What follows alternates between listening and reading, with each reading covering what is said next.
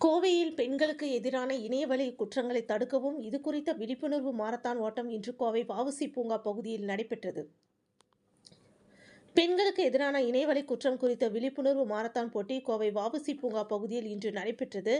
We wonder woman என்ற தன்னார்வ அமைப்பு கற்பகம் பல்கலைக்கழகத்துடன் இணைந்து கோவையில் 4வது ஆண்டாக பெண்களுக்கு எதிரான இணையவழி குற்றம் குறித்த 5 கிலோமீட்டர் விழிப்புணர்வு மாரத்தான் போட்டியை நடத்தியது.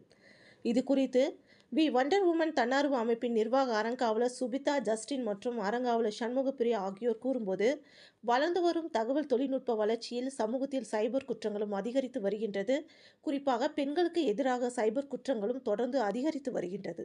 பெண்கள் விழிப்புடன் இருந்தாலும் சில சமயங்களில் அவர்களை அறியாமலே பாதிக்கப்படுகின்றனர். தொழில்நுட்பம் பெண்களுக்கு எதிரான இணைய குற்றங்களை மிகவும் பொதுவானதாக ஆக்குகிறது.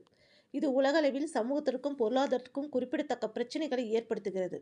15 வயதிலிருந்தே 10ல் ஒரு பெண் இணைய வன்முறைக்கு ஆளாகி இருப்பதாக மதிப்பிடப்பட்டுள்ளது. இது பெண்களுக்கு எதிரான மிகவும் பொதுவான சைபர் குற்றமாகும். இது குறித்த விழிப்புணர்வை ஏற்படுத்துவதன் மூலமும் பாதுகாப்பு நடவடிக்கைகளை செயல்படுத்துவதன் மூலமும் அனைவரும் பாதுகாப்பான ஆன்லைன் சூழலுக்கு மாறலாம்.